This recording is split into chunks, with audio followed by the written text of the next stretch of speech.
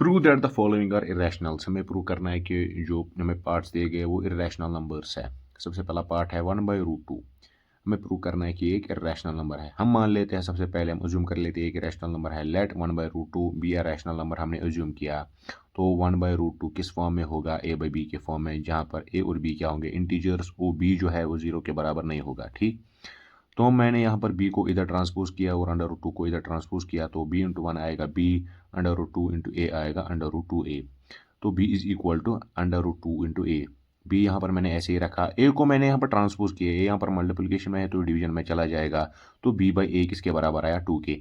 यहाँ पर b भी इंटीजर है, a भी इंटीजर है और ये p/q फॉर्म में है, तो ये क्या हुआ? एक रैशनल नंबर। तो मैंने यहाँ पर लिख लिया therefore b/a is rational number because a and b are integers. अगर b/a एक रैशनल नंबर है तो ये किसके बराबर है? √2 के। तो √2 भी क्या होगा? एक रैशनल नंबर।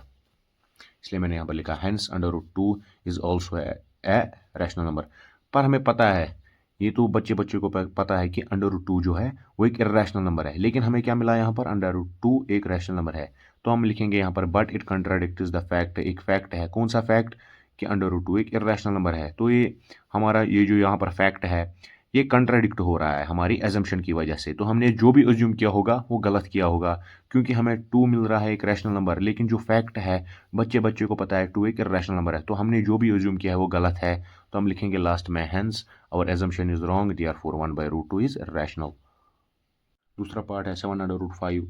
ये हमें प्रूव करना है कि रैशनल नंबर है। सबसे पहले फिर से मान लेते हैं कि लेट 7/5 एक रैशनल नंबर है। हमने अज्यूम कर लिया, यहाँ पर ब्रैकेट में लिखेंगे एजम्पशन, ये लिखना बहुत ज़रूरी है। इसका मतलब 7/5 जो है a/b की फॉर्म में होगा, यानी p/q की फॉर्म में होगा, जहाँ पर a और b क्या होंगे? इंटीजर्स, और b 0 के बराबर नहीं होगा। यहाँ पर 7 मल्टीप्लिकेशन है, अगर यहाँ पर इसको हम ट्रांसपोज करेंगे तो डिवीजन में चला जाएगा। √5 मैंने यहाँ पर ऐसे ही लिख लिया है, a/b ऐसे ही लिख लिया है, 7 यहाँ पर ट्रांसपोज करके डिवीजन में आ गया है। यहाँ पर a भी इंटीजर है, b भी इंटीजर है, और यहाँ पर ये p/q की फॉर्म है। इसका मतलब ये वाला जो सारा नंबर है ये रैशनल नंबर होगा, क्योंकि p/q की फॉर्म में है।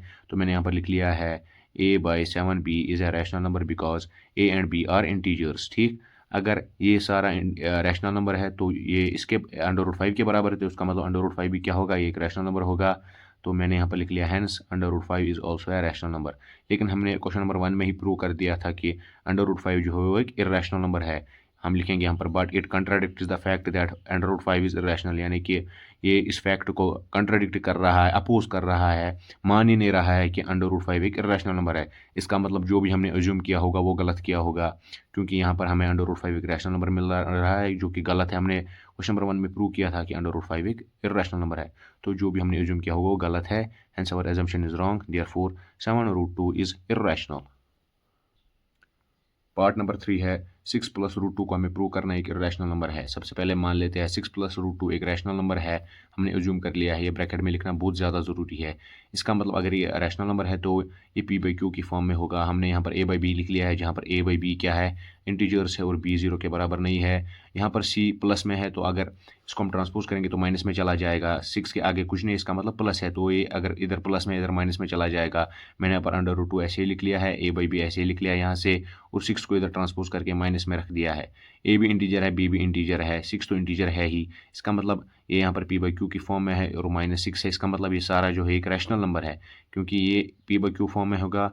इसका मतलब ये रैशनल नंबर है ही है। 6 भी एक रैशनल नंबर है, इसका मतलब ये सारा क्या होगा? Rational number. तो मैंने यहाँ पर लिख लिया a/b -6 is rational number because a and b are integers. अगर ये सारा एक रैशनल नंबर है तो ये किसके बराबर है? √2 के।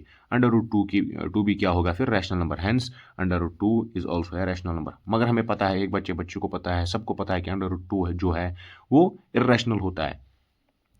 तो वही लिखा है मैंने यहाँ पर, but it contradicts the fact that, sorry यहाँ पर √2 है, it contradicts the fact that √2 is irrational, यानी कि ये उस फैक्ट को मान ही नहीं रहा है। किस फैक्ट को? कि √2 जो है वो इरेशनल है। इसका मतलब ये हमारी जो फैक्ट है उसको कंट्राडिक्ट कर रहा है। इसका मतलब जो भी हमने अज्यूम किया होगा वो गलत अज्यूम किया होगा।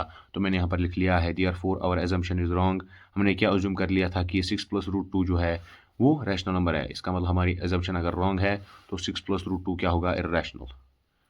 Thank you so much. इसके साथ आपकी एक्सरसाइज 1.2 भी होती है कंप्लीट।